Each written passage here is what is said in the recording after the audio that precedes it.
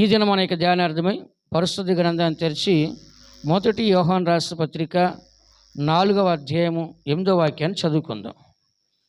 మొదటి యోహాను రాసిన పత్రిక 4వ అధ్యాయము 8వ వాక్యాన్ని ఒకసారి చదువుకుందాం. దేవుడు ప్రేమస్వరూపి, ప్రేమ లేనివాడు దేవుని ఎరుగడు.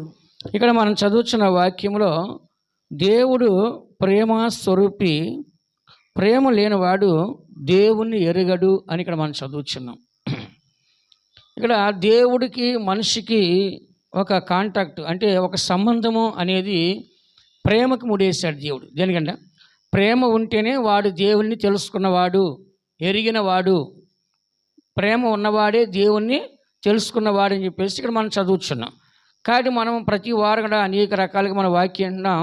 కానీ ఇక్కడ మనం చదువుతున్నాము దేవునికి స్వరూపం. ఇంగ్లీష్లో ఇట్లా లేదు, ఇంగ్లీష్లో స్వరూపి అనే లేదు, దేవుడు ప్రేమ అని రాస్తుంది. తెలుగులో మాత్రం అలంకారంగా ప్రేమ స్వరూపి అని రాస్తుంది. ఎలా రాస్తుందంట?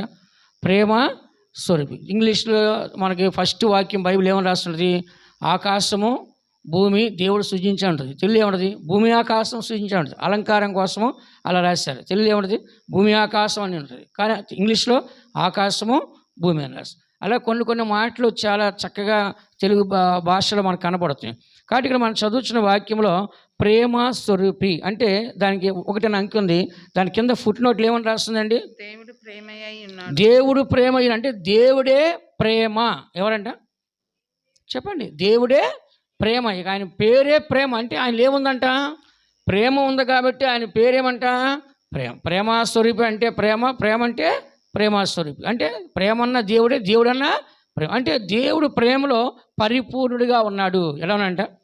దేవుడు ఎలానంట? ప్రేమలు ఎలానంట? పరిపూర్ణుడిగా ఉన్నాడు. అంటే ఆయన దగ్గర ఏమాత్రం కూడా కొదువు అనేది లేదు. అంటే ఫిల్గా ఉందన్నమాట. ఏమి తక్కువ లేనే లేదు. లైఫ్ లాంగ్ ప్రేమించగలిగే శక్తి ఆయనలో కనపడుతుంది. కాబట్టి దేవుని యొక్క ప్రేమను గురించి యోహాను సువార్త 13వ అధ్యాయం 1వ వాక్యం చదివితే తన శిష్యులకి ఆ ప్రేమని ఆయనలో పరిపూర్ణంగా లైఫ్ లాంగ్ ఎలాగుందో తన శిష్యులకు కూడా పరిపూర్ణంగా లైఫ్ లాంగ్ ఉండే అంత ప్రేమను వాళ్ళకి ఇచ్చి వెళ్ళినాడు. లోకములోనున్న తన వారిని ప్రేమించి చదవమా. లోకములోనున్న తన వారిని ప్రేమించి వారిని అంతం వరకు ప్రేమించెను. ఫుట్ నోట్ ఏమన్నది అక్కడ? సంపూర్ణంగా. అంతవరకు అంటే ఏంటి? లాస్ట్ వరకు. అంటే లాస్ట్ వరకు సంపూర్ణ కంప్లీట్ వాళ్ళు ఏం చేశాడు? దేవుడు ప్రేమించాడు. కాబట్టి దేవుని ప్రేమ ఎలా ఉంటుంది అంటే శాశ్వతమైన ప్రేమ. ఎప్పుడంట? శాశ్వతం, లైఫ్ లాంగ్ ఉండే ప్రేమ. శాశ్వతమైన ప్రేమతో నేను నిన్ను ప్రేమించున్నాను కనుక విడువకని ఎడల కృప చూపుచున్నాను. అంటే ఇక్కడ చదువుతున్న వాక్యంలో దేవుడు ప్రేమ స్వరూపి. అసలు ప్రేమ స్వరూపి అంటే ఏంటి? ప్రేమ అయి ఉన్నాడు. కంప్లీట్ ఏమైందంటే దేవుడు ప్రేమ. కాబట్టి మనలో చూసి ఏముంటుందండి? పగ, కోపము, ద్వేషము, శత్రుత్వం, విరోధము, ఏంటి అపోతత, పాపములు, దోషములు, శాపములు, ఇలా ఎన్నో అపరాధములు మనలో ఉంటాయి. కానీ దేవుళ్ళు ఏముందంటే కంప్లీట్గా ప్రేమే ఉంది. ప్రేమ ఉన్నప్పటికి ఇవన్నీ ఉంటాయా?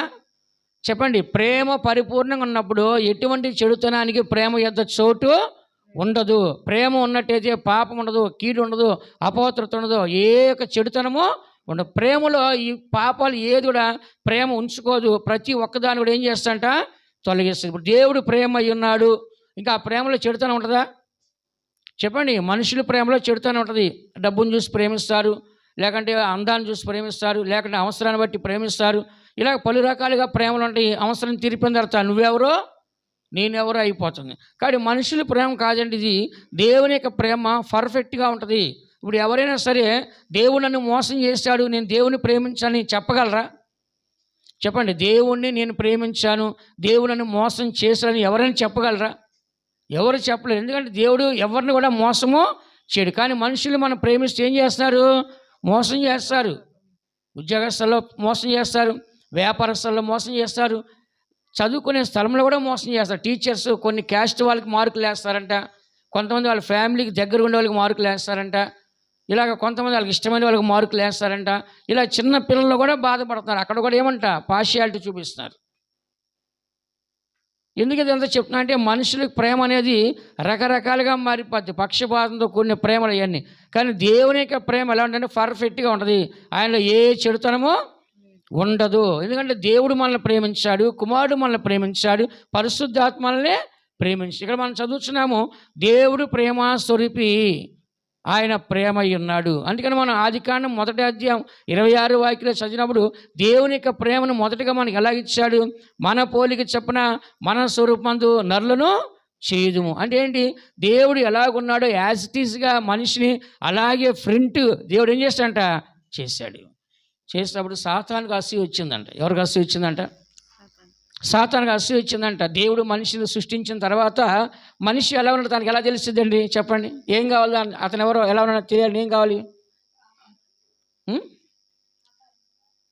తను ఎలా ఉన్నాడో తను చూసుకోండి. ఏం కావాలి? మిర్రర్ కావాలి, అద్దం కావాలి. ఏం కావాలంట? అప్పుడు అర్థం లేదు కదా. అప్పుడు దేవుడు ఏం చేస్తాడంటే ఆదామును తయారు చేసుకొని ఆదాము తీసుకు ఇద్దరు కలిసి ఎక్కడికి వెళ్ళారు? చెప్పండి. Water mirror. చెప్పండి. ఫస్ట్ మిర్రర్ ఏదంట? నీళ్ళే అద్దము. అప్పుడు నీళ్ళ దగ్గరికి వెళ్ళారు. ఇద్దరు వెళ్ళి నుంచుంటే ఆ నీళ్ళలో కనపడుతున్నారు ఇద్దరు. అప్పుడు ఆదాము చూసుకున్నారే, నేను ఎవరు నేనేంటి, ఈయనేంటి, ఇట్లాంటి సేమ్ ఇద్దరు ఒకలాగా ఉన్నాయేంటి అని చెప్పేసి అప్పుడు అతనికి తెలిసింది. అర్థమవుతుందా? అప్పుడు అతనికి డిఫరెంట్ తెలిసింది. అంటే నేను ఆయన ఒకలాగానే ఉన్నాము, సేమ్ టు సేమ్ ఒకేలాగా ఉన్నాము, పక్క నిలబడగలుగుతున్నాము, ముఖాలు చూడగలుగుతున్నాము, మాట్లాడగలుగుతున్నాం. అంటే ఏంటి? అంత కంప్లీట్గా దేవుడు మనిషి సృష్టించాడు. కానీ దేవుని మాట వినకపోవటం వలన మరణాన్ని చేసుకున్నాడు, దేవుని సంచి వెళ్ళగొట్టబడ్డాడు, సహవాసం పోగొట్టున్నాడు, మహిమను పోగొట్టున్నాడు, నిత్య జీవాన్ని పోగొట్టుకున్నాడు. సమస్తం దేవుని నుంచి పోగొట్టుకొని దేవుని చేత ఏ దేవుడైతే అతను దీవించాడో ఆ దేవుడు అతను శపించి బయటికి పంపించాడు. ఇప్పుడు మళ్ళీ ఆ మనిషిని మరలా సేమ్ మళ్ళీ దేవుని దగ్గర వచ్చి ఆయన దగ్గర నిలబడి ఆయన ముఖం చూసి ఆయన ముఖ దర్శనం చేసి ఆయనతో మాట్లాడాలంటే మళ్ళీ ఆ స్టేజ్కి రావాలంటే ఇప్పుడు తను ఏం చేయాలి? మళ్ళీ తయారు చేయాలి. ఆ విధముగా స్టార్టింగ్లో ఎలా ఉన్నాడో మనుషుడు ఆ విధంగా మళ్ళీ ఏం చేయాలంట? తయారు చేయాలని చెప్పేసి దేవుని యొక్క ఉద్దేశం. అందుకని దేవుడు తండ్రి ఏమో తన పోలిక చొప్పున తన స్వరూపం నరులను చేశాడు. తండ్రి ప్రేమించడం అని. కుమారుడు కూడా ఎవరంట? ప్రేమ స్వరూపి. ప్రేమ లేనివాడు దేవుణ్ణి ఎరుగుడు. కుమారుడు మనల్ని ప్రేమించాడు. రోమరాష్ట్రపత్రిక 5వ అధ్యాయం 5వ వాక్యం రాస్తుంది, దేవుడు పరిశుద్ధాత్మ ద్వారా తన ప్రేమను మన హృదయాల్లో కుమ్మరించాడు. చదవనమాట. ఎందుకనగా ఈ నిరీక్షణ మనలను సిగ్గుపరచదు, మనకు అనుగ్రహింపబడిన పరిశుద్ధాత్మ ద్వారా దేవుని ప్రేమ మన హృదయములలో కుమ్మరింపబడి ఉన్నది. ఇక్కడ మనం చదువుతున్నాము పరిశుద్ధాత్మ ద్వారా దేవుని యొక్క ప్రేమని చూసుకొని పెట్టాది కాదు, చదువుతాం. దేవుని యొక్క ప్రేమ దేవుడు మన హృదయాల్లో పరిశుద్ధాత్మ ద్వారా మనల్ని నింపి ఉన్నాడు. అందుకని ప్రతి దేవుని బిడ్డ కూడా ఇక్కడ చదువుతున్న తండ్రి మనల్ని ప్రేమించాడు, కుమారుడు మనల్ని ప్రేమించాడు, పరిశుద్ధాత్మ మనల్ని ప్రేమించాడు. కాబట్టి ప్రాణము, ఆత్మ, శరీరం మనకి ఎలా ఉన్నాయో తండ్రి, కుమార, పరిశుద్ధాత్మ అలా ఉన్నాడు. ఇప్పుడు మనకు చూడండి, ప్రాణము ముఖ్యమే, ఆత్మ ముఖ్యమే, శరీరము ముఖ్యమే. అలాగే తండ్రి ముఖ్యమే, కుమారుడు ముఖ్యమే, పరిశుద్ధాత్మ ముఖ్యమే. కాబట్టి దేవుని బిడ్డలైన మనము దేవుని యొక్క సన్నిధిలో ఇక్కడ చదువుతున్న వాక్యంలో దేవుడు ప్రేమ స్వరూపి, ఆయన ప్రేమ ఉన్నాడు, ప్రేమ లేనివాడు దేవుణ్ణి ఎరుగడు. కాబట్టి దేవుళ్ళు ఏముందంటే ఆయన స్వరూపాన్ని మనం చూసినప్పుడు ప్రేమ కనబడుతుంది. ఏం కనబడుతుందంట? చెప్పండి అందరూ. ప్రేమ కనబడుతుంది. అలాగే మనల్ని చూసినప్పుడు ఏం కనపడాలి? మనల్ని చూసినప్పుడు ఏం కనపడాలి? ప్రేమ కనపడాలి. చాలా ప్రేమ గలవారండి, చాలా ఆప్యాయతగా ఉంటారండి, చాలా అనురాగంగా ఉంటారండి. ఇలాంటి వారితో మనం సహవాసం చేస్తే మనం మంచి కార్యాలు నేర్చుకోవచ్చండి. వాళ్ళు ఏదైనా సహించగలుగుతున్నారు, భరించగలుగుతున్నారు, ఓర్చుకోగలుగుతున్నారు, వీళ్ళు చాలా ప్రేమతో ఉన్నారని చెప్పేసి ఇక్కడ మనము చదువుతున్నాం. అందుకని ప్రతి దేవుని బిడ్డ గుర్తించాల్సిందంటే దేవుడు ప్రేమ స్వరూపి కాబట్టి ఆయనలో ఏ పాపము లేదు. కాబట్టి ఆ ప్రేమ మనకు కావాలా వద్దా? ఎవరి ప్రేమ కావాలి చెప్పండి? దేవుని ప్రేమ. చెప్పండి అందరూ. దేవుని ప్రేమ. ఆ ప్రేమలో ఏ చెడుతనము లేదు. దేవుడు వెలుగైనాడు, ఆయన ఎందుకు చీకటి ఏమాత్రమో లేదు. ఆయన పాపం చేయలేదు, పాపం ఎరగలేదు, పాపం చూడలేదు, పాపం ఆయనది లేనే లేదు. కాబట్టి ప్రతి ఒక్క విషయంలో కూడా దేవుళ్ళో ఏముందంటే పరిశుద్ధమైన ప్రేమ ఉంది. ఆ ప్రేమ వల్లనే మనందరినీ ప్రేమించాడు. మన లోకంలో దొంగలుగా ఉన్నాము, వ్యభిచారులుగా ఉన్నాము, మోసగాళ్ళుగా ఉన్నాము, నరహంతకులుగా ఉన్నాము, ఇంకా దేవుని విరోధులుగా ఉన్నాము, శరీర సంబంధులు ఉన్నాము, దేవునికి శత్రువులుగా ఉన్నాము, దేవునికి దూరస్తులుగా ఉన్నాము. అయినప్పుడు కూడా దేవుడికి లోకమందు దేవుడు లేని వారికి ఉన్నాం. అయినా కూడా దేవుడు ఏం చేస్తాడంటే మనందరిని కూడా క్షమించగలిగాడు, మనందరూ రక్షించగలిగాడు, మనందరూ కూడా ప్రేమించగలిగాడు. ఇప్పుడు మంచి వాళ్ళని ప్రేమిస్తాము, చెడ్డ వాళ్ళని ప్రేమిస్తాం. మనం మంచి వాళ్ళని ప్రేమిస్తాం. దేవుడు మంచి వాళ్ళు మాత్రమే సెలెక్ట్ చేసి వెళ్ళిపోతే చెడ్డవాళ్ళ పరిస్థితి ఏంటి? చెడ్డవాళ్ళు కూడా ఏం చేయాలి? అవకాశం ఇవ్వాలా వద్దా? ఇప్పుడు కూరగాయల మార్కెట్కి పోండి మీరు, ఇక్కడ నెల్లూరులో మార్కెట్లో 2 విభాగాల్లాగా ఉంటాయి, మీకు తెలుస్తలేదు. ఒక దగ్గర ఏమో అన్నీ పర్ఫెక్ట్గా ఉండే కూరగాయలు అన్నీ ఉంటాయి అక్కడ. ఇంకొక లైన్ ఉంటుంది, ఒక లైను. ఆ లైన్లో అన్నీ కూడా హాఫ్ కట్ చేసి ఉంటాయి. అన్నీ కూరగాయలు అన్నీ ఏమై ఉంటాయి అంట, సగం కట్ చేసి ఉంటాయి. ఎందుకని? చెడిపోయిన కాయలు పారేయకుండా ఎక్కడ డ్యామేజ్ అందరూ కట్ చేసి అవన్నీ ఏం చేస్తారంటే కుప్పలు పెట్టి చీప్గా ఇస్తున్నారన్నమాట. నాకు అర్థం కాదు. ఒకసారి మార్కెట్కి వెళ్తే ఏంది ఇట్లా కటింగ్ చేసి పెడుతున్నారు అని చెప్పేసి అనుకున్నాను. తీరా చూసి అక్కడికి వచ్చే వాళ్ళు అందరూ పెద్ద సంచులు వేసుకొస్తారు కొండకి. ఎవర్రా అంటే క్యాటరింగ్ వాళ్ళు, హోటల్ మనం తినేవన్నీ అయ్యే దరిద్రం. ఈ హోటల్లో తినేవాళ్ళు అందరూ ఏనండి బాగా ఈ చైనీస్ నూడిల్స్ గబ్బు అంతా తింటారు కదా రోడ్ల మీద. ఏంటి చికెన్ నూడిల్స్, ఇంకేంటి ఫ్రైడ్ రైస్, ఇవన్నీ తింటారే. ఈ అడ్డమైన పుచ్చిపోయిన కుళ్ళిపోయిన అన్నీ క్యాటరింగ్ వాళ్ళు అందరూ పెద్ద సంచులండి వేసుకెళ్తున్నారు. నాకు అర్థం కాలే ఫస్ట్. తర్వాత అర్థం ఏంట్రా అంటే ఈ హోటళ్ళకి, క్యాటరింగ్లకి, నూడిల్స్ తోటి వీళ్ళందరూ ఏం చేస్తారంటే కుళ్ళిపోయిన క్యాబేజీ, కుళ్ళిపోయిన క్లాలిఫర్, మంచూరియా ఏమంటుందని ఆ మంచూరియన్ చెప్పి టేస్ట్గా లొట్టలేస్తుంటారు. ఆ డ్రైనేజీ మురికాలు పెడతాడు ఆ బండి తీసుకెళ్ళి, వాడు గోక్కుంటూ ఉంటాడు, అట్లాగే ఉంటాడు. అక్కడే పానీపూరి ఆ చేతితోనే వేస్తుంటాడు. ఈ జనాలకి ఎట్లా ఉంటుందంటే చాలా టేస్ట్గా ఉంటుంది. అది ఎట్లా ఉంది అబ్బా సూపర్ అంటారు అట్లాగా. అలాగే మార్కెట్లో కూడా ఏంటంటే పనికిరాని పారేయకుండా మళ్ళీ ఒక సెకండ్ లైఫ్ ఇస్తున్నారు వాటికి. అలాగే దేవుడు కూడా ఏం చేస్తాడంటే చెడిపోయిన వాళ్ళని, మంచి వాళ్ళని చూస్తున్నాడు, చెడ్డ వాళ్ళని చూస్తున్నాడు. కాబట్టి దేవుడు ఏం చేస్తాడు? వాళ్ళని కరెక్షన్ చేస్తున్నాడు. నీతిమంతుల కొరకు రాలేదు, పాపుల కొరకు వచ్చి చెప్పాడు. నీతిమ ఓకే కరెక్ట్గా ఉన్నారు కదా, వాళ్ళ గురించి అవసరం. ఇప్పుడు చెడిపోయిన వాళ్ళు సరిచేయాలి. దేవుని ఉద్దేశం అంటే ఒక్కరు నశించిపోవడం దేవునికి ఇష్టమో లేదు. అంతటా అందరూ రక్షించబడాలి, అందరూ మారు మనసు పొందాలి. అదే కాబట్టి అలాగనే దేవుడు ఏం చేస్తాడంటే ఇప్పుడు మనందరిని ఏం చేస్తాడు చెప్పండి?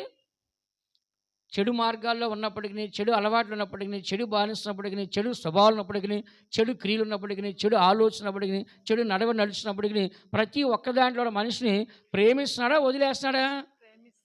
చెప్పండి. ప్రేమిస్తున్నాడు దేవుడు. మనిషి జీవితంలో బలహీనత ఉంటుంది. అతని మాటల వలన, క్రియల వలన, ఆలోచనలో, ప్రవక్త వల్ల, చూపుల వలన, శరీర కార్యాల వలన ఏదో ఒక విధంగా మనిషికి జీవితం చెడుతనం అనేది ఉంటుంది. కానీ దేవుడు చెడుతనాన్ని చూసి మనం నశింపజేస్తే ఒక్కరు రక్షించబడరు, ఒక్కరు పరలోకానికే పోరు. అందుకే దేవుడు మారు మనసు అంటున్నాడు, పాపక్షమాపణ అంటున్నాడు, బాప్తిస్మం అంటున్నాడు, అభిషేకం అంటున్నాడు. ఎందుకని? ఒక పర్ఫెక్ట్గా చేయాలి. మళ్ళీ ఏ స్టాండర్డ్ అయితే మనిషి పోగొట్టుకున్నాడో మళ్ళీ అదే స్టాండర్డ్కి ఏం చేయాలి? దేవుడు మనిషిని తీసుకొని రావాలి. ఇప్పుడు మనం దేవునికి ఏమైపోయాం? దూరస్థలం అయిపోయాం. దేవుడు ఏం చేస్తే యేసు రక్తం ద్వారా సమీపస్తులో తీసుకొస్తున్నాడు. పరిశుద్ధాత్మ ఏం చేస్తుంది? సమీపస్తులుగా తీసుకొస్తుంది. అపోస్తులు ఏం చేస్తారు? ఉపదేశం ద్వారా సంఘాన్ని దేవుని దగ్గరికే తీసుకొస్తారు. పౌలు అన్నాడు కదా, ఏమన్నాడు? క్రీస్తు స్వరూపం మీ యందు ఏర్పడే వరకు నాకు మరలా ప్రసవ వేదన కలుగుతుంది. కాబట్టి ప్రతి ఒక్కరికి ఉద్దేశం అంటే ఈ చెదిరిపోయిన మనుషులు అందరిని మరలా తీసుకొచ్చి అదే స్టాండర్డ్, ఏది ఆది కాలంలో ఏదైనా తోటలో మనుషుడు దేవుడితో ఏ స్టాండర్డ్లో అయితే ఉన్నాడో ఆ స్టాండర్డ్కి తేవాలని దేవుని యొక్క ఉద్దేశం. శిష్యులు కూడా ఏం చేశాడు? పరిపూర్ణమైన ప్రేమని లైఫ్ లాంగ్ ఏమని రాస్తుంది అక్కడ? అంతం వరకు. ఎప్పుడంట? అంతం వరకు. అంటే నేను ఎలాగో కంప్లీట్గా ప్రేమతున్నానో మీరు కూడా సేవ చేసి ప్రతి మనిషిని సంపూర్ణ చేసి క్రీస్తు చేత నిలబెట్టడం కోసం మీకు కూడా అంత ప్రేమ అవసరం ఉందని చెప్పేసి శిష్యుల కొరకు ఏం చేస్తాడంటే ఎక్కువ ప్రేమనే ఇచ్చేసాడు. ఆ ప్రేమ అంతా వాళ్ళు ఎవరికి ఇచ్చాడు వెళ్తే ఇప్పుడు చెప్పండి? శిష్యులకి ఇచ్చాడు. శాంతి మీకు అనుగ్రహించాను, నా శాంతిని మీకు అనుగ్రహించి వెళ్తున్నాను. అంటే ఆ శాంతి మొత్తం ఎవరికి ఇచ్చాడు? శిష్యులకి ఇచ్చాడు. మీరు సేవ చేయడానికి ఏం కావాలి? మీకు సమాధానం కావాలి. మీ వల్ల అనేకులు సమాధానం పొందాలి, అనేకులు మీరు సమాధానం ఇవ్వాలి. అలాగే మీరు ప్రేమించాలి, అనేకులు మీరు ప్రేమించాలి. కాబట్టి ఈ ప్రేమను మీకు అనుగ్రహిస్తాను. అట్లా దేవుడు ప్రతి ఒక్కటి శిష్యులకి ఎందుకు ఇచ్చాడంటే యేసు ప్రభువుల వలె ప్రతి మనిషిని సంపూర్ణ చేయాలని చెప్పేసి దేవుని యొక్క ఉద్దేశం. దేవుని యొక్క ప్రేమ ఎప్పటి వరకు ఉంటుంది చెప్పండి? అంతం వరకు. చెప్పండి అందరూ. అంతవరకు లైఫ్ లాంగ్ అనమాట. ఇక లాస్ట్ వరకు ఆ ప్రేమ ఉంటుంది. దేవుడు ఏమన్నాడు? సదాకాలం నేను మీతో కూడా ఉన్నాడు. దేవుడు ప్రతి ఒక్కటి కూడా మధ్యలో వదిలేయటమో మధ్య వరకు రావటం కాదు, లైఫ్ లాంగ్ మనతో ఉన్నాడు. దావీదు ఏమన్నాడు? సదాకాలం నా దేవుని గురి నిలుపుచ్చున్నాను. ఎందుకంటే దేవుడు లాస్ట్ వరకు ఉంటాడు. మనుషులందరూ మధ్యలో వస్తారు, మధ్యలో వెళ్ళిపోతారు. మనల్ని చాలా ప్రేమిస్తారు, మనకి ఎంతో సహాయం చేస్తారు, మనకు అండగా ఉంటారు, మనకు ధైర్యాన్ని ఇస్తారు, మనల్ని ఎంతో మోటివేట్ చేస్తారు. ఎన్నో రకాలుగా చేసేప్పటికి వాళ్ళకి మరణం వస్తే ఏమైపోతారు? వెళ్ళిపోతారు. కానీ దేవుని యొక్క ప్రేమ మనల్ని ఏం చేయదు, విడవదు, ఎడబాయదు. అందరూ వదిలేసి వెళ్ళిపోయినప్పుడు ఎవరు ఉంటారు మనతో? చెప్పండి. అందరూ వదిలేసి వెళ్ళిపోతే ఎవరున్నారు మనతో? దేవుడు మాత్రం. ఇప్పుడు మీరు చూడండి, ఎన్నో ఎంతమంది చూస్తారు, అనాథులైపోయి పిల్లలు, మాకు తండ్రి లేదు, మాకు తల్లి లేదు అని అంటుంటే ఎంతోమంది వచ్చి ముందుకొచ్చి సహాయం చేస్తారు వాళ్ళకి. పేదవాళ్ళు, లేకుంటే భర్త లేడని, ఇలా ఎంతోమంది బాధపడుతున్నప్పుడు వాళ్ళకి ఏం చేస్తారు? సహాయము చేస్తారు. అట్లా ఎంతోమంది ఏడుస్తారు ఈరోజు రోడ్లో పడి. కానీ వాళ్ళందరికీ దేవుణ్ణి నమ్ముకుంటే ఇంకా గొప్ప జీవితాన్ని దేవుడు ఇస్తాడు. ఈ లోకం కొంతవరకే, కానీ పరలోకంలో దేవునితో ఉండే ఒక మంచి జీవితాన్ని ఇస్తాడు. అందుకని ఇక్కడ చదువుతున్నాము, దేవుడు ప్రేమ స్వరూపి అంటే దేవుడు ప్రేమ ఉన్నాడు, ప్రేమ లేనివాడు దేవుణ్ణి ఎరుగడు. కాబట్టి మనందరూ దేవుని ఎరిగి ఉన్నామా, లేకుండా ఎరగని వారికి ఉన్నామా? దేవుడు నాకు తెలుసు బాగా అని వారు ఒకసారి హల్లెలూయా చెప్పండి. హల్లెలూయా. దేవుణ్ణి మనం బాగా తెలుసుకోవాలి. ఈ లోకంలో దేవుడి కంటే గొప్పవారు ఎవరు కూడా లేరు, దేవుడి కంటే మంచివారు ఎవరు కూడా లేరు, దేవుడి కంటే పరిశుద్ధులు ఎవరు కూడా లేరు. కాబట్టి దేవుని యొక్క ప్రేమ అనే దాని గురించి బైబిల్లో ఆ ప్రేమ స్వభావం అంటే స్వరూపం ఎలాగుంది అనేదాన్ని మనం ఇప్పుడు దాకా విన్నాము. కానీ ఆ ప్రేమ అనేది ఎవరిది? దేవుడిది. ఎవరిదంట చెప్పండి. సమస్తాన్ని ఇచ్చింది ఎవరండి? దేవుడు. ఫస్ట్గా మనిషిని సృష్టించిన దేవుడు, ఒక మనిషి మీద ప్రేమ చూపించిన దేవుడు. విన్నారా? దేవుడు కనుక మనిషిని ప్రేమించకపోతే, దేవుడు కనుక మనిషిని సృష్టించకపోతే ఈ దినాన మనిషి ఉండేవాడా? దేవునికి ప్లాన్ ఎప్పుడండి? జగత్ పునాది వేయబడక మునిపి, అంటే ఈ లోకాన్ని పునాది వేయకుండా, ఈ లోకాన్ని క్రియేట్ చేయక ముందుగానే దేవుడు క్రీస్తులో మనల్ని ఏర్పరుస్తాడు, క్రీస్తు ప్రేమలో. కాబట్టి దేవుడికి మన మీద ప్రేమ ఉంది. ఎప్పుడుందంటే ప్రేమ చెప్పండి, ఈ లోకాన్ని సృష్టించక ముందుగానే మనల్ని సృష్టించాలని చెప్పి ఒక ప్లాన్ ఉంది దేవుడికి. ముందు ప్లాన్ చేస్తున్నాడు ఆయన. ఒక ఇంజనీర్ బిల్డింగ్ కట్టాలంటే ఏం చేస్తాడు? ముందు ప్లాన్ చేస్తాడా, గుంటలు తీసి పెడతాడా? చెప్పండి. ప్లాన్ వేస్తారు. ప్లాన్ వేసిన తర్వాత కరెక్ట్గా వస్తుంది పని, లేకపోతే కరెక్ట్గా రాదనమాట. కాబట్టి దేవుని బిడ్డ మన అందరం కూడా దేవునికి సన్నిధిలో దేవుని యొక్క ఆలోచన మనం చూసినట్లయితే ఈ లోకానికి పునాది వేయక ముందుగానే దేవుడు ఏం చేస్తాడు? మనల్ని ప్లాన్లో పెట్టుకున్నాడు. అందుకని యోబు గ్రంథం 38వ అధ్యాయంలో ఒక మాట ఉన్నది చూడమ్మా. యోబు గ్రంథం 38వ అధ్యాయంలో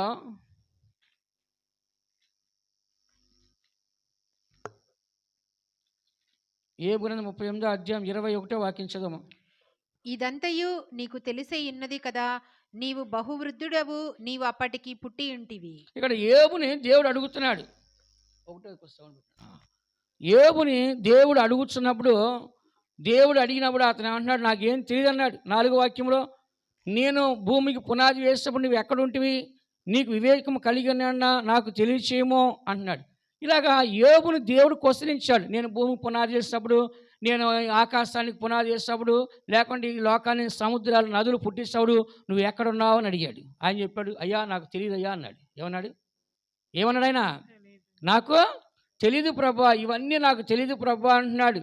18వ వాక్యంలో, భూమి వైశాల్యం ఎంతో నువ్వు గ్రహించితివా, నీకేమైనా తెలిసిన అలా చెప్పుమో, వెలుగు నివసించు చోటునకు పోవు మార్గమేది, చీకటి అనుదాని ఉనికి పట్టు ఏది, దాని సరిహద్దునకు నీవు వెలుగును కొనిపోవుదువా, దాని గృహమునకు పోవు త్రోవలో నీ వెలుగుదువా అని దేవుడు యోబుని అడిగినప్పుడు యోబు ఏమన్నాడు?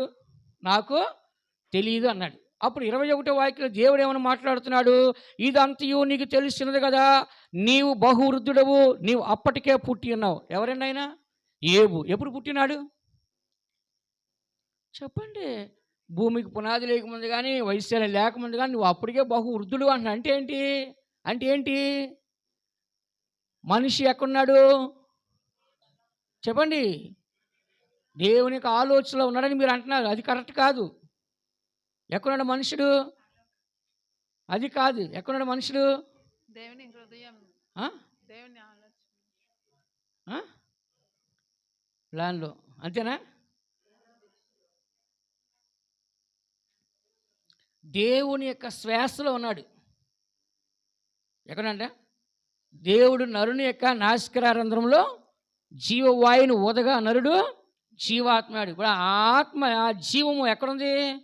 దేవుల్లో ఉంది. దేవుడు జీవం ఎప్పుడుందో అప్పటి నుంచి మనం ఆయనతో ఉన్నాం. అంటే అప్పటికి ఆయన ఎంత వృద్ధుడో మనం కూడా అంత వృద్ధులం అయిపోయాం. దేనిలో? శ్వాసలో అదే ఒక ఆత్మ, జీవాత్మ మారింది. ఇప్పుడు అర్థమైందా మీకు? మనం ఎక్కడున్నాం ఇప్పుడు? ఆలోచనలో ఉన్నామా? శ్వాసలో ఉన్నామా? శ్వాసలో ఉన్నాం. దేవుడు ఎప్పుడైతే ఉన్నాడో అప్పుడే మనం కూడా ఉండి ఉన్నాము. అంటే ఇప్పుడు మనం ముసలోళ్ళమా కుర్రోళ్ళమా?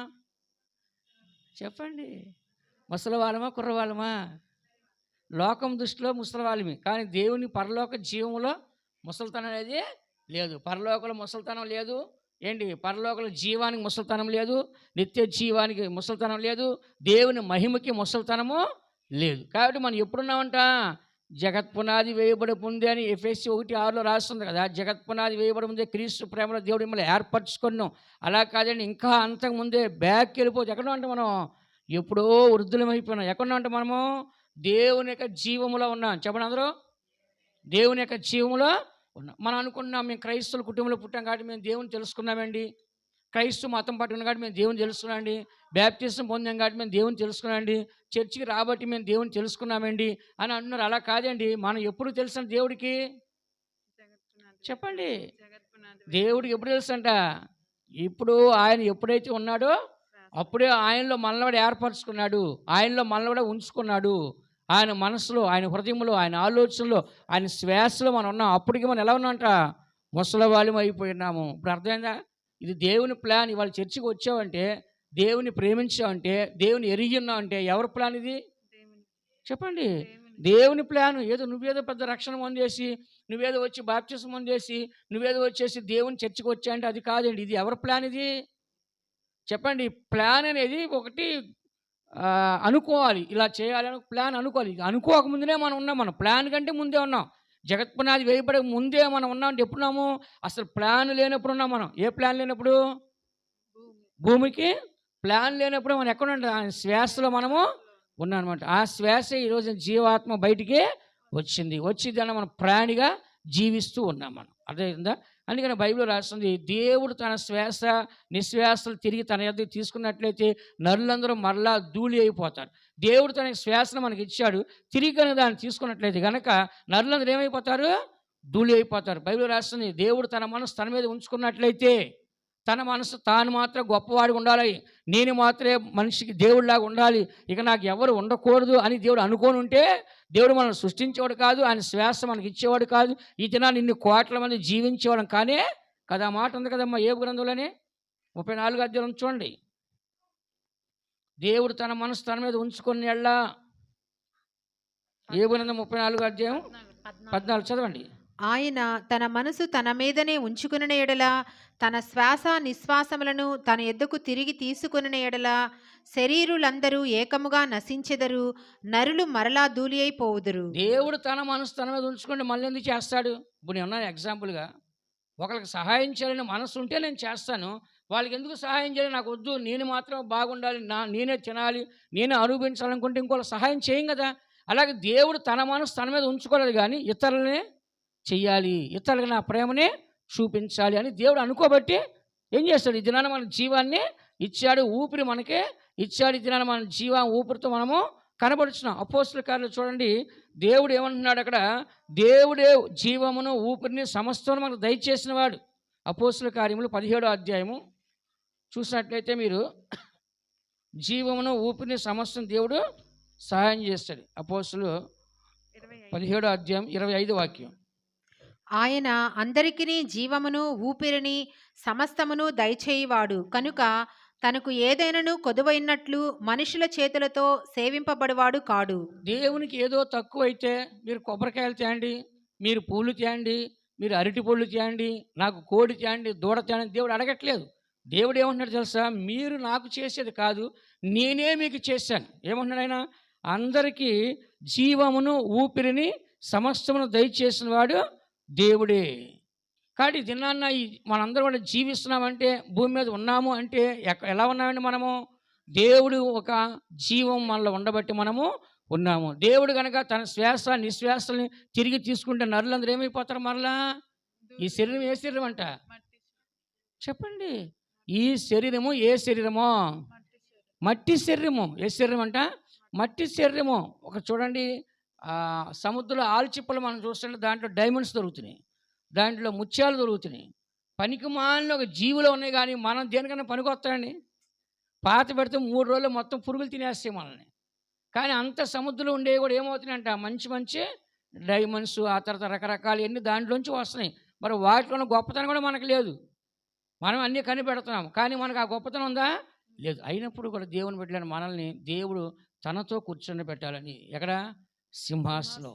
నేనుండే సింహాసనంలో నాతో కూడా మీరు కూర్చోవాలంటున్నాడు. అది సాతానికి ఏమొచ్చిందంట? అసూయ. నేను ముందు సృష్టించబడ్డాను, నేను పరలోకంలో సృష్టించబడ్డాను, నేను పరిపూర్ణంగా మహిమతో సృష్టించబడ్డాను, వాడు మట్టితో సృష్టించబడ్డాడు, భూమి మీద సృష్టించబడ్డాడు, వీడు వచ్చి అక్కడ కూర్చుంటాడంట అని ఎవరు కోపం వచ్చింది? సాతానికే కోపం వచ్చింది. ఇంక అప్పుడు ఏమనుకుందంటే, ఇక నేనే దేవుణ్ణి అయిపోతే పోద్ది కదా, మళ్ళీ వీళ్ళంతా ఎందుకు అని ఏమనుకుందంట, నేనే దేవుణ్ణి అయిపోవాలనుకున్న సాతాను. దేవుడు వెంటనే ఏం చేశాడు? తీసి కింద పడేశాడు. ఎందుకు చెప్తున్నాడు ఇదంతా కూడా? దేవుని యొక్క ఉద్దేశం మన మీద ఉంది, దేవుని యొక్క ప్రేమ మన ఉంది. కాబట్టి దేవుడు ఎప్పటి వరకు ప్రేమిస్తాడండి? దేవుడు మనలో ఏం ప్రేమిస్తాడు? మనలో దేవుడు మన లోపల ఉండేది దేన్ని ప్రేమిస్తున్నాడు? మన అందమా? మన కులమా? చెప్పండి, ఏం ప్రేమిస్తున్నాడు?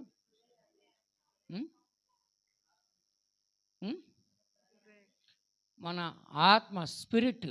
ఏమంట? దేవుడికి కావాల్సినంట ఆత్మ. దాన్ని రేపు పరలోకం తీసుకెళ్తాడు. ఈ శరీరం మన ఏసీలో పుట్టి, ఏసీలో పెరిగి, కూర్చుండే ఏసీ, కారులో ఏసీ, ఆఫీస్లో ఏసీ, కాలేజీకి వెళ్తే ఏసీ, స్కూల్కి వెళ్తే ఏసీ, ఇంట్లోకి వస్తే ఏసీ, షాపింగ్ మాల్కి వెళ్తే ఏసీ. కానీ ఈ శరీరం రేపు దేనికి పనికి వస్తాయండి? ఇంట్లో పెట్టుకుంటారా? ఊరు బయటికి పట్టుకెళ్తారు. ఎక్కడ పట్టుకెళ్తారంట? ఊరు బయటికి పట్టుకెళ్తారు. పట్టుకెళ్ళి ఏం చేస్తారంట?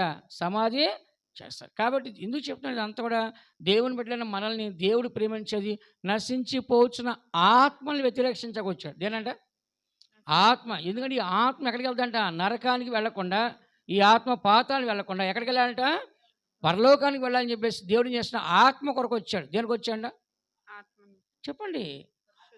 ఆత్మల కాపరి. ఎవరంట మన దేవుడు? ఆత్మల కాపరి. కాబట్టి ఇప్పుడు దేవుడు ఎందుకు వచ్చాడు? మనల్ని మనలో ఉన్న ఆత్మ ఎవరిదండి? అది దేవుడు. చక్కగానండి. ఇప్పుడు దేవుళ్ళో ఉన్న ఆత్మ బయటకు వచ్చి అది నశించిపోతుంటే ఆయనకి ఇష్టమా? చెప్పండి, ఇష్టమా? ఇష్టం లేదు కదా. అలాగనే మనం అనుకుంటున్నాం మనం నశించిపోతుంటే మనల్ని వ్యతిరక్షించక వచ్చాకున్నాం. కాదు, ఆయన స్పిరిటు, ఆయన ఆత్మ. ఆ ఆత్మ ఆయన దగ్గరికి వెళ్ళాలని, ఆయన దగ్గర ఉండాలని దేవుడు కోరుకున్నాడని, ఆ ఆత్మ నరకంలోకి, అగ్నిగుండానికి వెళ్ళాలని దేవుడు కోరుకోవట్లేదు. ఇప్పుడు మనం గొప్ప, లేకుండా మనలో ఉన్న దేవుని ఆత్మ గొప్పదా? చెప్పండి. మనం ఎవరంటే నథింగ్, ఏమీ లేదు. మనం దేవుడు మాత్రమే. అదే దేవుడు మాత్రమే, మనం ఏమీ లేము. కాబట్టి ఇప్పుడు మనలో ఏమన్నా ఉందా? ఉంది. శరీరం ఉంది. 60 కేజీలు 80 కేజీలు ఉంది బరువు శరీరం ఉంది. దేనికన్నా పనికి వస్తుందా? రేపు చనిపోతే ఆత్మ తీసుకెళ్తాడా? దేవుడు శరీరం తీసుకెళ్తాడా? ఒక పాస్టర్ ప్రసంగం చేస్తున్నాడు. లావు ఉండే వాళ్ళు ఎత్తబడరంట, బరువు ఎక్కువ ఉంటారంట. దేవుడు ఏంటంట, లైట్ వెయిట్ ఉండే వాళ్ళు ఫస్ట్ పట్టుకెళ్తాడంట. దేవుడికి శరీరం కాదు కావాల్సి, ఏం కావాలంట? ఆత్మ కావాలి. ఏం కావాలంట? ఆత్మని దేవుడు తీసుకెళ్తాడు. ఎంత లావు ఉన్నా సరే మనిషి ఆత్మ మాత్రం ఒకటే. అందరూ ఆత్మ, దాంట్లో ఆడ మొగని ఆత్మ లేదు. మనిషి బాడీలో ఆడ మొగ ఉంది, కానీ స్పిరిట్కి ఆడ మొగ ఉందని తెలుసా మీకు? ఎక్కడ ఉందా బైబిల్లో? పరలోకలు ఏమన్నారు? అయ్యా ఆడ మొగ ఉంటారండి. ఆడ మొగ ఉండరా నాయన, ఓన్లీ దేవదూతలా ఉంటారు. దేవతలు ఆడ మొగ? చెప్పండి. ఆడోళ్ళ మొగోళ్ళ? తెలీదా? ఆడోళ్ళ మొగోళ్ళ? తెలీదా మీకు? ఆడ కాదు, మొగ కాదు, చూడ్డానికి ఆడ మనిషిలాగా ఉంటారు. ఎందుకని? బైబిల్లో ఎగ్జాంపుల్ ఉంది కదా. ఎక్కడున్నారు ఆడ మనిషిలాగాలో బైబిల్లో? లోతు కుటుంబానికి దేవదూత వెళ్ళినప్పుడు వాళ్ళతో వ్యభిచారం చేయాలనుకున్నారు. ఎందుకని? అచ్చం స్త్రీల్లా కనిపించారు, ఎంతో అందంగా కనిపించారు. ఆయన అన్నాడు, అయ్యా నా కూతురు పాడు చేయండి, నా ఇంటికి వచ్చాను, మీరు పాడు చేయొద్దని చెప్పాడు. ఎవరు? లోతు కదా. నా బిడ్డలు పాడు చేయండి, కానీ నా ఇంటికి పరాయి మనిషి వచ్చాడు. నా ఎవరండి వాళ్ళు? దేవదూతలని లోతుకి తెలియదు, వాళ్ళకే తెలియదు. ఆ మనుషులు ఏం చేస్తారు? ఇంటి చుట్టూ కమ్మేసి వాళ్ళని బయటికి తీసుకురావాలని చూస్తే దేవదూతలు ఏం చేస్తారు? కళ్ళు కనపడకుండా చేశారు. ఏమిందండి? కళ్ళు కనపడకుండా చేశారు. ఎందుకు చెప్తారంటే, దేవదూతలు ఎలా ఉన్నారని బైబిల్ రాస్తుంది? చూడ్డానికి ఆడపిల్లలాగా ఉన్నారు, కానీ ఆడ కాదు, మొగ కాదు. కాబట్టి ఇప్పుడు మనం ఆడ మొగ అనేది ఎక్కడుందండి? శరీరంలో మాత్రమే ఉంది, కానీ ఆత్మకు ఆడ మొగ ఉందా? బైబిల్లో రాస్తుందా? అలాగే ఎక్కడైనా చెప్పండి, ఎక్కడ రాస్తుందా? లేదు. ఎందుకంటే దేవుని బిడ్డలైన మనందరం కూడా ఈ వాక్యాన్ని మనం చదువుతున్నాం. దేవుడు మనకి ప్రేమ స్వరూపై ఉన్నాడు. ఆయనలో ఏమాత్రం కూడా ప్రేమ లేని స్థితి ఎక్కడా కూడా చూపించలా. అందరి మీద ఆ ప్రేమ చూపించాడు. అన్ని చెల్లి మీద ప్రేమ చూపించాడు. దేవునికి విరోధంగా లేచేవారి మీద ప్రేమ చూపించాడు. ఇశ్రాయేలు మీద ప్రేమ చూపించాడు. నశించిపోయే అందరికీ కూడా ప్రేమనే చూపించాడు. అందుకని దేవుని బిడ్డలైన మనము ఈ వాక్యం చదువుతున్నాం. దేవుడు ప్రేమించేది నిన్ను నన్ను కాదండి. ఎవరినండి? మన లోపలన ఆత్మ. ఆ ఆత్మ ఎవరిదండి? నేను మా మా అమ్మకు పుట్టాను అంటే మీ అమ్మకు పుట్టింది నీకు శరీరమే, కానీ ఆత్మ మీ అమ్మ జన్మించలేదుగా. ఆత్మ మీ అమ్మ నీకు ఇవ్వలేదు కదా. ఇప్పుడు మీ అమ్మ గొప్పదా, దేవుడు గొప్పడా? ఎందుకు దేవుడు గొప్పడని మనం అంటున్నాము? తల్లి ఇచ్చిన శరీరము మట్టిలో కలిసిపోద్ది, కానీ దేవుడిచ్చిన ఆత్మ పరలోకానికి వెళ్తుంది. ఇప్పుడు ఎవరు గొప్ప? తల్లి గొప్ప, దేవుడు గొప్ప? ఆత్మ గొప్ప, శరీరం గొప్ప? చెప్పండి. ఆత్మ గొప్పదా, శరీరం గొప్పదా? ఇప్పుడు ఆత్మ ఎవరిది, శరీరం ఎవరిది? ఆత్మ దేవుడిది, శరీరం మనుషులది. ఇప్పుడు ఆత్మ పరలోకి వెళ్తుందా, శరీరం పరలోకానికి వెళ్తుందా? ఆత్మ వెళ్తుంది. ఇప్పుడు మనం దేన్ని ప్రేమించాలి? శరీరాన్ని ప్రేమించాలా, ఆత్మ ప్రేమించాలా? శరీరాన్ని మనం ప్రేమిస్తే ఏం చేస్తాం? శరీరానికి మంచి ఆరోగ్యంగా ఉండాలి, శరీరం మంచి అందంగా ఉండాలి, శరీరానికి మంచి ఉద్యోగం కావాలి, మంచి బట్టలు కావాలి, మంచి ఇల్లు కావాలి, మంచి కారు కావాలి, మంచి డబ్బు కావాలి, ఇలాగ అన్నీ కావాలని మనం అనుకుంటున్నాం. కానీ అవన్నీ ఎంతవరకు అండి? ఈ శరీరము భూమి మీద నివసించేంత కాలమే. కానీ పరలోకానికి వెళ్తే ఎలా ఉంటుందండి? అక్కడ సూర్యుడు లేడు, చంద్రుడు లేడు, రాత్రి లేదు, పగలు లేదు, ఆకలి లేదు, నిద్ర లేదు, వ్యాధి లేదు, మరణం లేదు, పాపము లేదు, సాతాను లేదు. అక్కడ ఎలా ఉంటుందంట? మహిమతో ఉంటుందంటే ఎప్పుడు ఒక ప్రకాశమైన మహిమతో కనపడుతుంటాం. అక్కడికి వెళ్ళాలంటే కనుక ఈ ఆత్మే వెళ్తుంది. ఎవరు వెళ్తారంట? చెప్పండి. ఈ ఆత్మ అక్కడికే వెళ్తాయి. ఈ ఆత్మ వెళ్ళాలంటే ఈ ఆత్మను ఏం చేయాలి? ఈ లోకంలో అంతకాలం పరిశుద్ధంగా కాపాడుకోవాలి. ఏం చేయాలంట? ఈ ఆత్మ ఏం చేయాలంట? ఈ లోకంలో ఉన్నంతకాలము పరిశుద్ధంగా దాన్ని కాపాడుకోవాలి. ఇప్పుడు చెప్పండి, దేవుడు ఎవరిని ప్రేమిస్తున్నాడో చెప్పండి. ఆత్మని, మనల్ని కాదండి. అదే ఎవరిని ప్రేమిస్తాడంట దేవుడు? మనల్ని కాదు ప్రేమించేది, మన శరీరాన్ని కాదు, మన శరీర స్వభావాలు, శరీర క్రియలు, శరీర ప్రవర్తన, శరీర నడవడి, శరీరం యొక్క అందము, లేకుంటే శరీరం ఉన్న ఒక కులమో, లేకుంటే ఉద్యోగమో, డబ్బో, చదువో ఏమి దేవుడు చూడట్లా. ఏం చూస్తాంట? మన లోపల ఆత్మని మనం నాశనం చేయకుండా మన ఆత్మని పరిశుద్ధంగా కాపాడుకుంటే మనం నిశ్చయంగా పరలోకానికి వెళ్తాం. కాబట్టి శరీరంతో మనం పరలోకానికి వెళ్తామా? వెళ్ళము. రక్తమాంసాలు దేవుని యొక్క రాజ్యాన్ని స్తోత్రం. కాబట్టి ఇప్పుడు శరీరానికి మాత్రం ఎలవ్ లేదు, పరలోక రాజ్యం ఎంట్రీ అనేది లేదు. కాబట్టి మనం వెళ్ళేది ఏంటంట? ఆత్మ. ఇప్పుడు మనం దేన్ని కాపాడుకోవాలి? పరిశుద్ధంగా ఆత్మను కాపాడుకోవాలి. చెప్పండి అందరూ. ఆత్మని కాపాడుకోవాలి. అందుకని మనం అందరం ఏం చేయాలంటే దేవుని యొక్క ప్రేమ మనకి చాలా ఇంపార్టెంట్. అందుకే దేవుడు ఏం చేస్తాడంటే ఈ ప్రేమలో చూసినట్లయితే చెడుతనం అనేది ఉండదు. మొట్టమొదటిగా మనం చూసినట్లయితే సామెతల గ్రంథము 10వ అధ్యాయం 12వ వాక్యం చదువుకుందాం. సామెతలు 10వ అధ్యాయం 12వ వాక్యం చదువుకుందాం. పగ కలహమును రేపును, ప్రేమ దోషములన్నిటినీ కప్పును. ఇక్కడ మనం చదువుతున్న వాక్యంలో పగ ఏం చేస్తుంటే కలహాన్ని రేపిద్ది, ప్రేమ ఏం చేస్తుంటే దోషాలని కప్పిద్ది. ఇప్పుడు మనలో పగ, కలహము, దోషం ఉండాలా, ప్రేమ ఉండాలా? ప్రేమ ఉండాలి. ఏముండాలంట? ప్రేమ ఉన్నట్లయితే ఏం చేస్తాం మనము? దోషాలు ఏం చేస్తామంటే కప్పివేస్తాం. అంటే ఏంటి? పాపాన్ని హైలైట్ చేయట్లా ప్రేమ. ఏం హైలైట్ చేస్తుంది? ప్రేమని హైలైట్ చేస్తుంది. అంటే చెడుతనాన్ని గురించి అక్కడ మాట్లాడట్లా, చెడుతనం టాపిక్ అక్కడ లేదు. కంప్లీట్ క్లోజ్ కంప్లీట్ క్లోజ్ చేసేసింది. మనం ఏం చేస్తాము? ఎవరైనా చిన్న తప్పు చేసి మనం 10 మంది దగ్గర చెప్తుంటాం, 10 సార్లు దాని గురించి మనం మాట్లాడుతుంటాం. కానీ ప్రేమకి ఆ క్యారెక్టర్ లేదంట. ఏది ఆ చెడుతనం, ఆ దోషం ఉంటే ఏం చేస్తాంట? కప్పిపెట్టారు. ఇప్పుడు మనం చెడుతనాన్ని ఒక డస్ట్బిన్లో పెడతామా, ఇంట్లో పెట్టుకున్న బెడ్రూమ్లో? చెత్త ఇంట్లో పెడతాం, బయట పెడతామా? ఇప్పుడు మనం చెడుతనం అని ఈ దోషాన్ని ఏం చేయాలి? కప్పాలా, అందరికి చూపించాలా? అందరు గట్టి చెప్పండి. కప్పేయాలా, చూపించాలా? కప్పివేయాలి. కాబట్టి మనం చెడుతనాన్ని ఎప్పుడు కూడా మనం ఏం చేయాలి? కప్పి పెట్టాలి. ఏదన్నా చెడుతనం దూరంగా పెట్టుకోవాలి, దాన్ని బయట పెట్టుకోవాలి, అది ఇంట్లోకి రాకూడదు. అలాగే ఇక్కడ చదువుతున్న వాక్యంలో ప్రేమలో దోషం ఉండదు. చెప్పండి అందరూ. ప్రేమ స్వరూపం ఏంటంటే దోషము లేదు, దాంట్లో ఏమాత్రం దోషాన్ని ఉంచుకోదు. ఆ ప్రేమ ఏం చేస్తుంది? ఆ దోషాన్ని కప్పి పెడుతుంది. అంటే దాని అర్థం ఏంటి? క్షమిస్తుంది. ఏమంట? చెప్పండి. కప్పిపెట్టడం ఏంటి?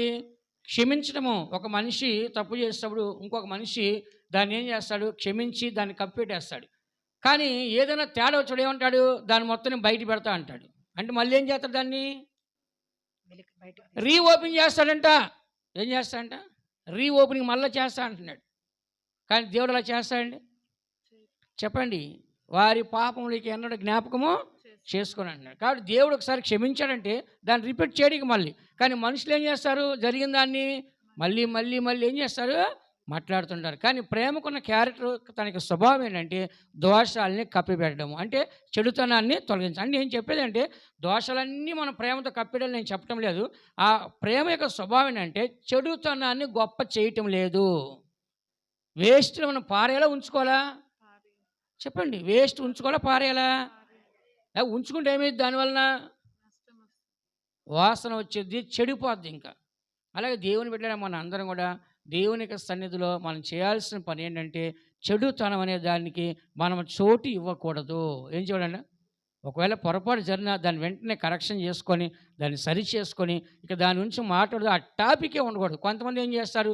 ఏదైనా బ్యాడ్ జరిగితే పదే పదే పదే పదే పదే మాట్లాడుతుంటారు. కానీ ప్రేమ ఏం చేయదంటే చెడుతనాన్ని ఉంచుకోదు. ప్రేమలో చెడుతనాన్ని చోటు లేదు. అందుకని మనము యెషయా గ్రంథము 38వ అధ్యాయం 17వ వాక్యం చదివితే యెషయా చెప్తున్నాడు. ఏమని హిజ్కియా చెప్తున్నాడు. హిజ్కియా 38:17 యెషయా. మికుటమైన ఆయాసము నాకు నెమ్మది కలుగుటకు కారణమాయెను.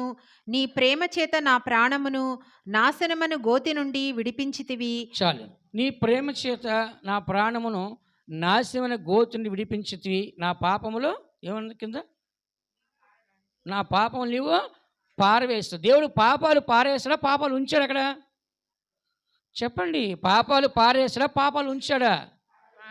నా ప్రాణమును నీ ప్రేమ చేత నాశనం అనే గోతి, నాశనం అనే గొయ్యి అంటే అని చెప్పండి. సమాధి ఏమంట? గుంట తీసి పాతి పెడతారు మనల్ని. ఎక్కడ పెడతారంట? గుంట తీసి ఏం చేస్తారు? గుంట లోపల సమాధి చేస్తారన్నమాట. కాబట్టి ఆ సమాధిలోకి వెళ్లకుండా దేవుడు మన ప్రాణాన్ని కాపాడాడంటే దేనివల్ల కాపాడాడు? ప్రేమ చేత. చెప్పండి అందరూ. దేవుడు ప్రాణానికి ప్రాధాన్యత ఇచ్చాడా? పాపానికి ప్రాధాన్యత ఇచ్చాడా? పాపానికి ప్రాధాన్యత ఇస్తే ఏం చేస్తాడు? నువ్వు పాపం చేస్తాడు, నువ్వు సావాలి, నీకు శిక్ష పడాల్సిందే అంటాడు. కానీ దేవుడు పాపానికి ప్రాధాన్యత ఇచ్చాడా? ప్రేమకు ప్రాధాన్యత ఇచ్చాడా? ప్రేమకు ప్రాధాన్యత ఇచ్చి పాపాన్ని ఏం చేస్తాడు? దేవుడు పారేస్తాడు. ఏం చేస్తాడంట? పారవేస్తాడు. ఇదన్నాలో మనం కూడా ఏం చేయాలంటే చెడుతనాన్ని ఎక్కువ హైలైట్ చేయకూడదు. పద్దాక మనం మాట్లాడకూడదు. పిల్లలే కావచ్చు, భర్తే కావచ్చు, భార్య కావచ్చు, కుటుంబంలో ఏదైనా జరిగిందా దాన్ని తీసుకెళ్తా పారేయాలి. కానీ పద్దాక దాన్ని పట్టుకూడదు. ఇప్పుడు చెడు దాన్ని పట్టుకుంటే చెయ్యి ఎప్పుడేమైంది? అపోతరం అవుతూనే ఉంటుంది అనమాట. అలాగే పరులు పాపలో పాలివాస్తుండి పరుల గురించి పద్దాక మాట్లాడితే ఏమవుతాం? పాపం చేస్తూనే ఉంటాం మనం. అందుకని ఒక చెడుతనాన్ని దేవుడు ఉంచుకుంటున్నాడు, దాన్ని పారేస్తున్నాడా? చెప్పండి. పాతకాలంలో కప్పుట అనేది ఎందుకు వాడారంటే బైబిల్లో పాతకాలంలో చెత్త ఏదైనా కప్పు పెడతారు బయట. ఇప్పుడే బయట పారేసి దానికి పురుగులు అయిపోయి, దోమలు అయిపోయి, మలేరియా వ్యాధులు, కలరా వ్యాధులు, లేకంటే రకరకాల జ్వరాలు వచ్చేస్తాయి, డెంగీ వ్యాధులని. కానీ ఆ దినాల్లో ఏదైనా చెత్త ఏం చేస్తంట? గుంట తీసి కప్పెడతారు. ఈ దినాలు అట్లా ఉందండి? చెప్పండి. ఉందా అలాగా? లేదు. ఎక్కడ చూసినా పారేస్తారు. అలాగే మనం చదువుతున్న వాక్యంలో దేవుని యొక్క ప్రేమకున్న స్వభావం ఒకటి కప్పిపెట్టేది, రెండోది ఏం చేస్తాడంటే పారేస్తున్నాడు. ఏం చేస్తాడంట? మీకా గ్రంథము 7వ అధ్యాయం 19వ వాక్యంలో మీకా ప్రవక్త కూడా చెప్తున్నాడు. చూడండి. మీకా 7:19. ఆయన మరలా మన యందు జాలిపడును, ఆయన మరలా మన యందు జాలిపడును, మన దోషములను అణిచివేయును, మన దోషం అణిచివేయును, వారి పాపములన్నిటినీ సముద్రపు అగాధములో నీవు పడవేతు. దేవుడు వారి పాపములన్నీ కూడా, దోషములన్నీ కూడా సముద్రపు అగాధంలో పారేస్తాడు. మళ్ళీ కనపడకుండా. చెప్పండి. ఎక్కడంట? ఎక్కడ పడేస్తాడు దేవుడు? సముద్రం అగాధం అంటే ఏంటి? బాగా లోతు, బాగా లోతుకి అక్కడ పడితే ఏది బయటికి రాదనమాట. కాబట్టి దేవుడు ఎక్కడ వేస్తున్నాడు? తీసుకెళ్ళి ఒకటి కప్పి పెడుతున్నాడు, 2 పారేస్తాడు, 3 ఎక్కడ పెడుతున్నాడు? సముద్రపు అగాధంలో. ఇవన్నీ ఎవరు రాసిన మాటలండి? దేవుని భక్తులు వాళ్ళ జీవితంలో జీవించి వాళ్ళు చేసిన తప్పుల్లోనూ వాళ్ళు చేసిన పొరపాట్లలోనూ దేవుడు ఎలాగో వాళ్ళని క్షమించాడో, ఎలాగో వాళ్ళ పాపాలు తీసివేశాడో వాళ్ళ ప్రాక్టికల్ లైఫ్ యొక్క స్టోరీ ఇది. ప్రాక్టికల్గా వాళ్ళు జీవించిన జీవిత చరిత్ర ఇదంతా మనం చదివేది. ఇదన్నా ఈ బైబిల్లో ఉన్నదంతా కూడా జీవిత చరిత్ర. ప్రతి వారి జీవితం దేవుడు చేసింది, ప్రతి వారు కూడా దేవునితో జీవించిన జీవితాన్ని గురించి ఇక్కడ రాస్తుంది. దేవుడు ఎక్కడ పడేస్తాడంట? పాపములు, దోషములు, సముద్రపు అగాధములు. మనం కూడా ఏం చేయాలి చెప్పండి? ఆ? అమ్మా ఏం చేయాలంట?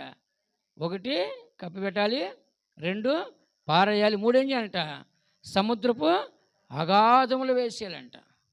అదే కొంతమంది ఏం చేస్తారంటే, కొంతమంది మాట్లాడేటప్పుడు అవన్నీ రికార్డ్ చేస్తుంటారు, లేకపోతే వీడియోలు తీస్తుంటారు.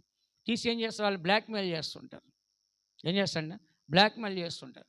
అదంతా లోకస్తులు. కానీ మనం ఎవరండి? దేవుని యొక్క వాక్యం అన్నది, ప్రభా మా అపరాధాలు నువ్వు క్షమించము, మేము ఇతరుల యొక్క అపరాధాలు క్షమిస్తాము. ఇతరులు మమ్మల్ని క్షమించాలి, మేము వాళ్ళని ఏ రోజుకి ఆ రోజు మనకి ఏం కావాలండి? క్లియరెన్స్ కావాలి. ఏం కావాలంట? ఏ రోజుకి ఆ రోజుకి ఏం కావాలి మనకి? క్లియరెన్స్. ఎందుకంటే ఈరోజు మనం చనిపోతే, లేదు ఈరోజే ప్రభు యొక్క రాకడ వస్తే మనం పరలోకానికి వెళ్ళాలి. ఈ ఆత్మ ఎక్కడికి వెళ్ళాలి?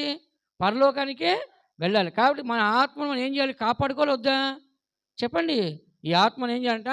కాపాడు. రెండోది ఏంటంటే, ఈ యొక్క ప్రేమకుండే స్వభావం ఏంటంటే, 1 కొరింథీ రాసిన పత్రిక 13వ అధ్యాయం 5వ వాక్యం మనం చదివితే, ఈ ప్రేమకున్న స్వభావం చదవండి.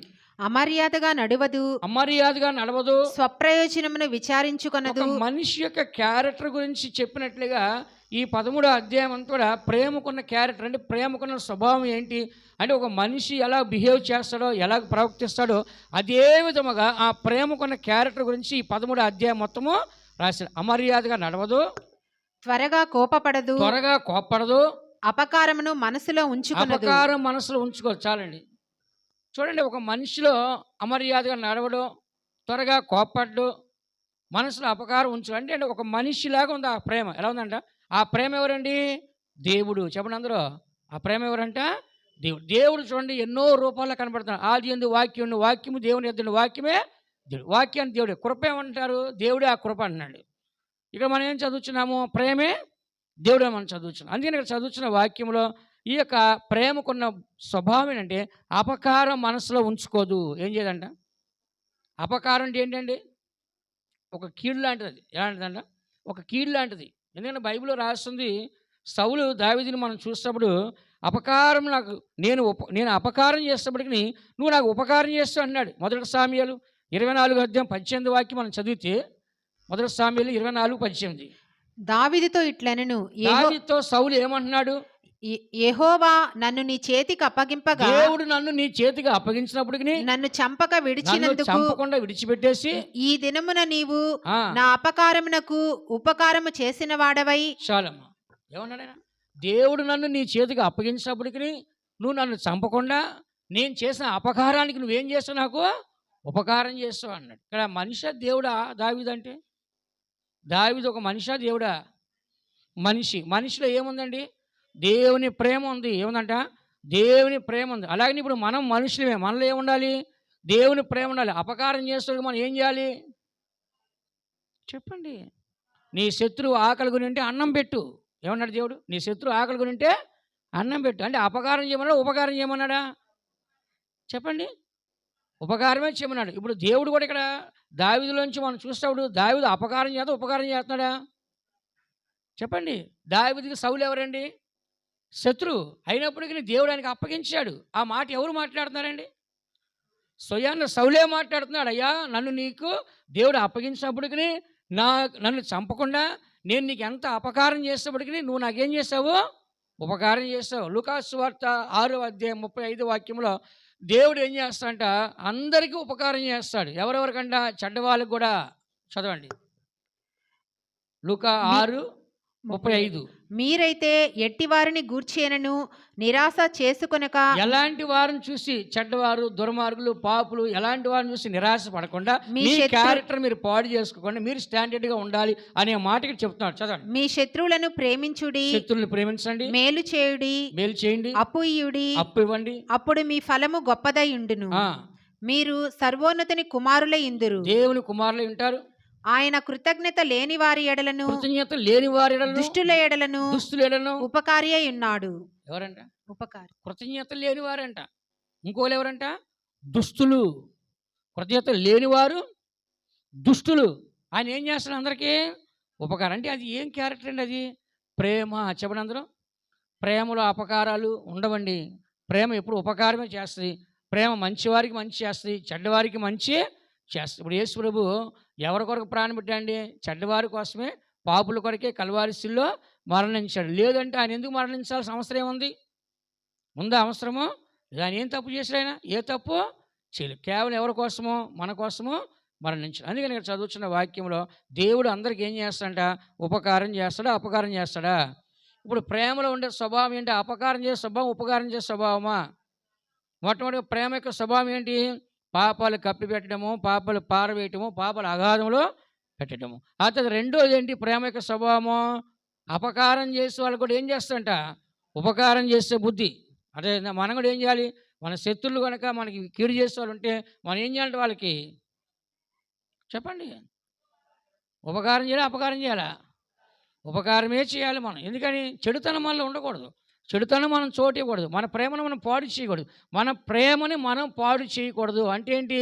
మన ప్రేమలో ఎటువంటి చెడుతనము కనపడకూడదు. అవతల వాళ్ళు ఎలాంటి వారైనా సరే నిరాశపడద్దు, వాళ్ళు చెడ్డవాళ్ళుగానే ఉండని, వాళ్ళని చూడొద్దు. నువ్వు నీ ప్రేమను నువ్వు కాపాడుకో. ఈ ప్రేమకి ఎలాంటి పవిత్రత ఉందో ఆ పవిత్రత ఏం చేయాలి? మనము కాపాడుకోవాలి. ప్రేమకి మూడోది ఏంటంటే చదవండి, రోమరాస్పత్రిక 12వ అధ్యాయం 9వ వాక్యం మనం చదివితే, రోమరాస్పత్రిక 12వ అధ్యాయం 9వ వాక్యం.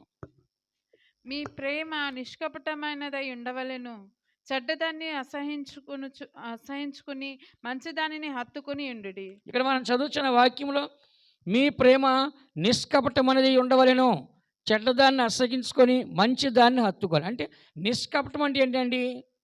కపటము లేనిది అంటే ఏంటి? అది మంచిదా చెడ్డదా? చెప్పండి, మంచిది. కాబట్టి మనం ఏం కావాలంటే ఇక్కడ ఏమని చెప్తున్నాడు? ఇక్కడ మీ ప్రేమ ఏమంట? ఏమని చెప్పాడు? నువ్వు అని చెప్పలా, ఏమని చెప్తున్నాడు? నీలో ఉన్న ప్రేమ, ఆ ప్రేమ ఎలాగ ఉండాలండి? కపటము లేని ప్రేమ ఉండాలి. ఫర్ ఎగ్జాంపుల్ బైబిల్ ఏమని రాస్తుంది? ఇస్కారియోతు యూదా యేసుప్రభు శిష్యుడయ్యిండు కూడా, ఆయన అప్పగించక వచ్చి ఏమంటున్నాడు? త్వరగా వచ్చి ఏం చేస్తాను? ఆయన కౌగులించుకొని ముద్దు పెట్టుకొని ఏం చేస్తాడంట? నీకు శుభమని చెప్పాడు. ఏం చెప్పాడ? నీకు శుభమని చెప్పాడు. ఏ ప్రేమతో వచ్చాడు ఆయన? వచ్చాడు, కౌలించడం, ముద్దు పెట్టాడు. కానీ వెనకాల ఎవరు వస్తారు? వెనకాల సైనికులు తీసుకొస్తాడు. ఏ ప్రేమ అది? కపట ప్రేమ. అందుకని బైబిల్ రాస్తుంది, లోపల ప్రేమించకంటే బహిరంగంగా గర్జించితే మేలు, పైకి ముద్దులు పెట్టేవాడు ఎవరంట? బైబిల్లో ఉంది. పైకి ఏం చేస్తాడంట? ముద్దులు పెడతారు. పగవాడు లెక్కలేని ముద్దులు పెడతానని రాస్తుంది బైబిల్. అలాగే లెక్కలేని ముద్దులు మనకు పెట్టేవాళ్ళు ఉంటారు. మనం మంచి వాళ్ళని నమ్ముతామా, చెడ్డవాళ్ళని నమ్ముతామా? చెడ్డవాళ్ళని నమ్ముతామో. ఎందుకని? వాళ్ళు పైకి మనకు తేనె పూసినట్టుగా, బటర్ పూసినట్టుగా మంచిగా ఏం చేస్తారు? ప్రేమగా మాట్లాడతారు, వాళ్ళే నమ్ముతారు. ఉన్నది ఉన్నట్టుగా మాట్లాడితే ఏం చేస్తారు? ఉన్నది ఉన్నట్టుగా మాట్లాడి ఏం చేస్తారు? నచ్చుతాం మనము? నచ్చం, ఎవరికి నచ్చం. ఉన్నది ఉన్నట్టుగా మాట్లాడితే మనం ఎవరికి నచ్చం, మనల్ని ఎవరు ఇష్టపడరు. కానీ అది మన నిజం కావాలి, కానీ మన అబద్ధం ఆడుతుంది ఎందుకని చెప్పండి. ఇప్పుడు ఒక ఇంటికి వెళ్ళాను నేను, ఒకరు అన్నం వండారు, కూర వండారు. నన్ను అడుగుతారు, పాస్టర్ గారు ఎట్టా ఉంది, టేస్ట్గా ఉందా అంటారు. అమ్మ బాగలేదమ్మా అన్నాను అనుకో, ఆమె చాలా హర్ట్ అయిపోద్ది, ఫీల్ అయిపోద్ది. ఆమె ఫీల్ అయిందని చెప్పి నేను అబద్ధం ఆడాలా? అబద్ధం ఆడి నేను ఒక అబద్ధికుడిని అయ్యి ఆ అబద్ధం ఆమెతో ఆడి ఆమె నమ్మి ఆమె అంత సంతోషపడాల్సినంత అవసరం ఉందా? నేను కరెక్ట్గా చెప్పేస్తాను. ఏమని చెప్తాను? బాగుంటే బాగుందంటాను, బాగోతే బాగాలని చెప్తాను. ఎందుకు అబద్ధం ఆడాలి? మరి దానికి ఒక అబద్ధం ఎందుకు వాడతాం మనం? ఇప్పుడు మనం చెప్పిన వాళ్ళు కరెక్షన్ చేసుకుని రెండోసారిగా బాగా చేస్తారు. వాళ్ళు ఏమైనా ఫీల్ అయిపోతారని చెప్పి ఎదుటి అబ్బా సూపర్గా ఉందమ్మా అన్నాం అనుకో, ఆమె ఇంకా పైకి ఎక్కేసి ఇంకోసారి ఇంకా దారుణంగా చేసిద్ది. అర్థమైంది? ఇంకోసారి అది కూడా తినలేము ఇంకా. అదే ఇప్పుడు చెప్పామనుకో ఏం చేస్తాం? వెళ్ళి పోయినసారి తేడా చేసి ఈసారి జాగ్రత్త చెప్పి సరిగా చేస్తారు. కొంతమంది ఏం చేస్తారు? వాళ్ళు ఏమైనా అనుకుంటారేమోరా సూపర్గా ఉందని చెప్పారంట. ఏం చెప్పారంట? నేను అలా చెప్పను. నేను అలా చెప్పను, ఏది ఉన్నదని చెప్తాను నేను. ఇక్కడ మా అక్క ఉంటుంది కదా, అన్ని రకాల వంటలు చేస్తా అక్క. కరెక్ట్గా చెప్పేస్తాను. బాగుంటే బాగుందంటాను, బాగలేతే బాగాలని చెప్పేస్తాను. ఎందుకు మళ్ళీ మనం అబద్ధం ఆడితే ఎందుకు? అలాగా ప్రేమకి అంటే కపటం ఉండకూడదు. అంటే లోపల ఒకటి, లోపలేమో బాధ, బాగలేని చెప్పు కూర, బయటికి ఏంటి అబ్బా సూపర్ ఉందమ్మా అంటాం. దాన్ని ఏమంటారు? దాన్ని చెప్పండి, ఏమంటారు? ఒకసారి ఒక ఊరిలో నేను, చిన్న గ్రామం, పేదవాళ్ళు కుర్చీ కూడా లేదు. వెళ్ళగానే మా దగ్గర ఏం లేదు, మజ్జిగ ఉంటే 2 గ్లాసులు మజ్జిగ చేసి ఇచ్చారు. అసలు ఎంత దారుణంగా ఉందంటే ఆ మజ్జిగ అంత దారుణం. కానీ తాగాను. తాగకపోతే బాగా ఎదురుగా నుంచున్నాడు గ్లాస్ పట్టుకుని, తాగండి తాగండి తాగండి అంటున్నాడు. ఏ ఏం చేయాలి? అది చాలా దారుణం ఉంది. సరే అయితే అని దేవుడు తాగేశాను. నా పక్కనోడు పక్కకు పోయి కొంచెం నోట్లో పోసుకొని అట్టే పెట్టుకొని ఆ ఇల్లు దాటిన పుసుక్కొని ఊసాడు మొత్తం. ఇంత చండాలంగా మీరు ఎలా తాగారు అంటాడు. తాగపోతే వాళ్ళు బాధపడతారు, తాగితే నేను బాధపడతా. ఇప్పుడు ఏం చేయాలి? రాక రాక వచ్చారు మా ఇంటికి, ఏమి తీసుకోకుండా ఎలా వెళ్తారు? మాకు ఆశీర్వాదం వద్దా? నీ ఆశీర్వాదం తర్వాత నా పరిస్థితి ఏంటి? ఏ మోషన్స్ అవుతాయో వాంతులు అవుతాయో. కొన్ని ఇళ్ళకి వెళ్ళినప్పుడు ఈ ప్రాబ్లం చాలా పడ్డాయి. ఇక్కడ లేదండి, ఇప్పుడు అంతా సిటీలో కాబట్టి ఇక్కడ అంత ఇబ్బంది లేదు. బయట పడ్డాయి చెప్తున్నాను. తింటేనేమో నేను బాధపడాలి, తినకపోతే వాళ్ళు బాధపడతారు. ఇప్పుడు మనం ఏం చేయాలి? దానికి అబద్ధం ఆడాల్సి వస్తుంది. అబద్ధం ఆడొచ్చా మనము? చెప్పండి. సరితరిష్టుడు అప్పుడప్పుడు మాకు చేపల కూర అవి పంపిస్తుంది. పంపిన ఫోన్ చేస్తుంది, పాస్టర్ గారు ఎలా ఉంది అంటే మార్కులు పడతాయని ఫోన్ చేస్తుంది, ఎలా ఉంది అంటది. నేను చెప్పేస్తా, బాగుంటే బాగుంది, బాగానే చేస్తారు కాదని అంటే. కొంతమందికి అంటే మళ్ళీ నచ్చిందా నచ్చదా, మార్కులు ఎన్నో వస్తాయని కూడా అడుగుతుంటారు. నేను డైరెక్ట్ చెప్పేస్తాను. అలా ఏంటంటే మనము చేసేది బాగుండాలి, మనం కోరుకోవాలి. తినేవాళ్ళు కూడా బాగుంటేనే తింటారు. అలాగనే మన లోపల ఒకటి బయట ఒకటి ఉండదు. నిష్కపటం అంటే ఏంటి చెప్పండి? కపటం లేని తనము. దేవుళ్ళు ఏమి లేదంట? 1 పేతురు 2:22 వాక్యం చూడమ్మా. దేవుళ్ళ కపటం లేదు. 1 పేతురు 2:22 వాక్యం. ఆయన పాపము చేయలేదు, ఆయన నోటను ఏ కపటమును కనబడలేదు. కపటం ఎక్కడి నుంచి వస్తుందండి? నోట్లోంచి. అబద్ధం ఆడేది ఎక్కడి నుంచి వస్తుందంట? కపటమైన మాటలు ఎక్కడి నుంచి వస్తాయి? నోట్లోంచి వస్తాయి. కాబట్టి యోబు నోటి మాటల ద్వారా ఏ పాపము చేయలేదు. అలాగే యేసు ప్రభువు నోట పాపము లేదు, ఏ కపటము లేదు. కపటం ఎక్కడి నుంచి వస్తుంది చెప్పండి? ఇప్పుడు నోట్లోంచి బయటకు ఒక మాట, లోపలికి ఒక మాట. కాబట్టి మనం అలా ఉండొచ్చా? చెప్పండి, అలా ఉండొచ్చా? బయటకు ఒక మాట, లోపలికి ఒక మాట, మనం అలా ఉండొచ్చా? మీరు చెప్పండి. కపటం అనేది మనలో ఉండకూడదు. దేవుళ్ళో ఏ కపటం లేదు. కాబట్టి మనం కూడా కపటం లేని వారిగా, దేవునికి ఇష్టంలో కపటం లేని దేవుని బిడ్డలుగా మనం కనపడాలి. ఈ ప్రేమలో ఏం లేదంటే కపటం లేదు. ఏం లేదంట? ప్రేమలో ఏమి లేదంట? 31 కీర్తన 20 వాక్యం చూడండి. 31 కీర్తన 20 వాక్యం. మనుషుల కపటోపాయములు వారిని అంటకుండా నీ సన్నిధి చాటున వారిని దాచుచున్నావు. మనుషుల కపట ఉపాయములు. కాబట్టి మనుషుల యొక్క జీవితంలో ఆ కపటం అనేది కనబడుతుంది. కానీ అది కనబడకుండా దేవుడు వాళ్ళు దాచిపెడుతుందంట. ఆ కపటంలో పడిపోకుండా, ఆ పాపలు పడిపోకుండా కాపాడు. కాబట్టి ఈ ప్రేమ మనలో ఉంటే మనం ఏం చేస్తుంది? ఆ ప్రేమ కాపాడదు. అమర్యాద నడుచుకోదు, సర్ప్రైజింగ్ చూసుకోదు, అంటే అపరాధాన్ని మనసులో ఉంచుకోదు. ఇలాగ అన్ని విషయాల్లో ఆ ప్రేమ ఎంతో పర్ఫెక్ట్గా ఉంటుందని మనం చదువుతున్నాం. మూడోది, ఈ ప్రేమను మనం చూసినప్పుడు నిష్కపటమైన ప్రేమ ఉండాలి మనకి. ఏ ప్రేమ అంట? చెప్పండి అందరూ. కపటం లేని ప్రేమ. ఏ ప్రేమ అంట? కపటం లేని ప్రేమ, నిష్కపటమైన ప్రేమ. మన జీవితంలో ఏమాత్రం కూడా కపటం అనేది ఉండవు. కపటం లేని వారుగా నిష్కపటంగా మనము కనపడ. 4వ చూస్తే ఈ యొక్క ప్రేమ యొక్క స్వభావం ఏంటంటే పాపమును కప్పిపెడుతుంది. దేని కప్పెడదంట? ఇందులో మనం దోషాలను కప్పెడని చదివి ఉన్నాం. 1 పేతురు 4:8 వాక్యంలో ప్రేమ అనేక పాపల కప్పును కనుక అన్నిటికంటే మిక్కుటముగా ప్రేమ కలిగి ఉండండి. చదవండి. ప్రేమ అనేక పాపములను కప్పును కనుక అన్నిటికంటే ముఖ్యముగా ఒకని ఎడల ఒకడు మిక్కటమైన ప్రేమ గలవారై ఇండుడి. మిక్కటమైన ప్రేమ అంటే ఏంటి అర్థం చెప్పండి? చెప్పండి.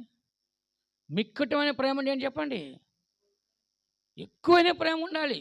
అందుకని ముఖ్యంగా మిక్కటమైన ప్రేమ కలిగి ఉండండి. ఎందుకంటే ప్రేమ ఏం చేస్తున్న? పాపాలని కప్పివేస్తుంది. కాబట్టి ఆ పాపాలను ఎప్పుడు గొప్ప చేయదు. యేసు పాపాలను గొప్ప చేశాడా? లేదంటే దేవుడు మనిషిని గొప్ప చేశాడా? మనిషినే గొప్ప చేశాడు. పాపాలను గొప్ప చేయాలి. పాపాలను గొప్ప చేస్తే మనుషులు చేసిన పాపాలు అన్నింటికి నోవాహు కాలంలో జలప్రలయం పంపించాల్సి వచ్చేది. సొదొమ గుమ్రాలను కాల్చాల్సి వచ్చేది. ఈ దినాన అలా జరగబోవడం కారణం ఏంటంటే ఆ కాలంలో అలా చేశాడు, కానీ ఇక మీద ఎన్నడూ అలా చేయను అని దేవుడు చెప్పాడు. కారణం అంటే ఆ దినాన్ని ఆయన క్షమించలేకపోయాడు, కనికరించలేకపోయాడు, చాలా కోపడ్డాడు. కానీ ఇప్పుడు దేవునికి మనిషికి మధ్యవర్తిగా యేసు వచ్చి ఆయన రక్తం ద్వారా మనం కొని దూరస్తుని మనం సమీపస్తులో చేసి లోకమందు దేవుడు లేని మనల్ని దేవుడు బిడ్డలుగా మార్చి ఇప్పుడు మనకు పరలోకానికి నేనే మార్గము సత్యము జీవమని ఒక దారి చూపించాడు. కాబట్టి ఇప్పుడు దేవుడు నశించిపోసిన ఆత్మ వరకు ఆయనే దిగి వచ్చి ఈ దినాన్ని మనం నశింప చేయట్లేదు. అది ఆ దినాన్ని పాపాలు చూసేటట్లుగా జలప్రలయం ద్వారా సొదొమ గొమొర్రాను నాశనం చేసేటట్లుగా దేవుడు మనలో పాపాలు చూస్తే ఒక్కరన్నా భూమి మీద ఉంటారండి? పోయిన వారన్నా మనం భూమి మీద పాపం చేయనివాడు ఒక్కడు కూడా లేడు. నీతిమంతుడు లేనే లేడని మనం చదివినాం. అలా దేవుడు మనల్ని చూసినట్లయితే ఒక్కరైనా భూమి మీద ఉంటారా? చెప్పండి. దేవుడు దేన్ని హైలైట్ చేశాడు? పాపాన్నా లేకపోతే మనిషినా? మనిషిని హైలైట్ చేశాడు దేవుడు. మనిషిని గొప్ప చేశాడు దేవుడు. ఎందుకంటే దేవుని యొక్క వాక్యం చెప్తుంది, నీవు నీకంటే కొంచెం తక్కువగా చేసావు నరుడిని. మనిషిని ఎలా చేశాడంట? దేవుని కంటే కొంచెం తక్కువగా చేశాడు. మహిమా కిరీటాలతో ప్రభావంతో ఏం చేశాడు? దేవుడు నింపాడు. కానీ దేవుని బిడ్డ మనము ఈ వాక్యాన్ని మనం చదువుతున్నాం. ఈ ప్రేమ అనేది అన్ని పాపాలు కప్పేస్తుంది కాబట్టి మనం ఎప్పుడు కూడా ప్రేమ కలిగి ఉండాలి. ఏం కలిగి ఉండాలంట చెప్పండి. ఇప్పుడు మన ఇంట్లో నలుగురు ఉంటాం. నలుగురు తప్పు చేస్తే బయటికి చెప్పుకుంటామా? చెప్పండి. బయటికి చెప్తామా?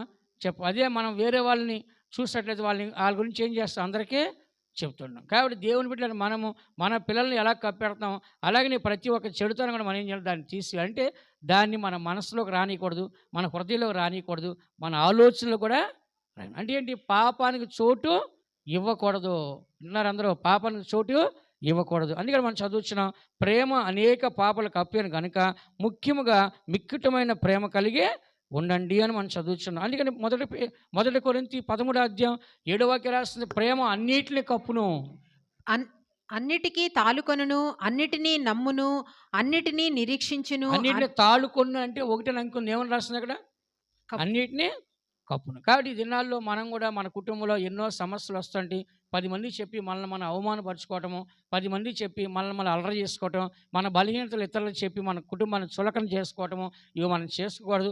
ఎంతవరకు కూడా మనం మేనేజ్ చేసుకోవాలి, కంట్రోల్ చేసుకోవాలి, దాన్ని సరి చేసుకోవడానికి మనం ప్రయాసపడదు. కానీ ప్రతి చిన్నదాన్ని 10 మందికి చెప్పి అల్లరి పాలు నవ్వులు పాలు మనం కాకూడదు. దేవుడు మన తప్పులు క్షమిస్తాడు. దేవుడు మన తప్పులు చూస్తున్నాడు. దేవుని బిడ్డలు మనం తప్పు తెలుసుకున్నాం, మనం సరి చేసుకొని దాన్ని విడిచిపెట్టి మరలా తప్పు చేయకుండా దేవునికి మహిమకరంగా మనము కనపడాలి. కాబట్టి సమయం 12 అయిపోయింది. ఇంకా చెప్పాలంటే చాలా ఉంది, కానీ ఇంతటితో ముగిస్తాను. దేవుని చిత్తం అయితే వచ్చేవారం దీన్ని తెలుసుకుందాం. దేవుని బిడ్డను మనము మొట్టమొదటిగా మనం చూసినప్పుడు ఈ యొక్క ప్రేమ అనేది దోషాలని కప్పివేస్తుంది, దోషాలని పారవేస్తుంది, దోషాలని అగాధ సముద్రంలో వేస్తుంది. అదే సమయాన్న ప్రేమ అనేది అపకారాన్ని మనసులో ఉంచుకోకుండా అది ఉపకారం చేసే బుద్ధి కనబడుతుంది. మూడవదిగా ప్రేమను మనం చూసినప్పుడు అది నిష్కపటంగా ఉంది, దానిలో ఏ కపటమో లేదు. ఏంటో లోపల ఒకటి బయట ఒకటి లేదు. అలాగే నాలుగోది ప్రేమ పాపములు అన్నీ ఏం చేస్తుంట కప్పివేస్తుంది. కాబట్టి దేవుని బిడ్డలైన మనందరూ ఇప్పుడు విన్న వాక్యాన్ని బట్టి దేవుణ్ణి మనం గొప్ప చేయాలా, లేకుంటే పాపాన్ని గొప్ప చేయాలా? మనిషిని గొప్ప చేయాలా, పాపాన్ని గొప్ప చేయాలా? దేవుడు మనిషి కొరకు వచ్చాడా, అతను పాపం కొరకు వచ్చాడా? మనిషి కొరకు వచ్చాడు. మనిషిలో ఉన్న దేని కొరకు వచ్చాడు? దేవుడు ఆత్మ కొరకు వచ్చాడు. ఇప్పుడు మనం గొప్పలేమో, దేవుడు ఇచ్చిన ఆత్మ గొప్పదా? ఈ దినాన్ని మనం గొప్పవారుగా ఈ స్టేజ్లో ఉన్నా అంటే ఎవరిని బట్టి? దేవుడిచ్చిన ఆత్మను బట్టి, దేవుడు ఆత్మను కాపాడబట్టి. ఎంతమంది చూడండి లోకంలో నాశనం అయిపోతున్నారు, ఎన్నో బానిసగా అలవాట్లు అయిపోయి చెడు కార్యాలు బానిస అయిపోయి నశించిపోతున్నారు. వాళ్ళ గురించి ఎవరైనా బాధపడతారా? ఎవరు బాధపడరు. ఎందుకంటే వాళ్ళు అలా బానిసలు అయిపోయారు, అలా నశించిపోతున్నారు. కానీ మనము మారు మనసు పొందాం, బాప్తిస్మం పొందాం, పరిశుద్ధాత్మ పొందాం, మనం నీతిమంతులుగా మార్చబడి ఈ దినాన్ని మరలా పరలోకానికి వెళ్తాము, మరలా దేవుని దగ్గరికి వెళ్తామని ఒక ధైర్యాన్ని దేవుడు మనకి ఇచ్చాడు. అదే దేవుడు కఠినంగా మనం చేసిన పాపాలకు శిక్షిస్తే ఎవరైనా దేవుని దగ్గరికి వస్తామా? ఎవరైనా పరలోకానికి వెళ్తామా? వెళ్ళం. అందరి కండ్లు మూసుకోడు. దేవుని బిడ్డలైన మనము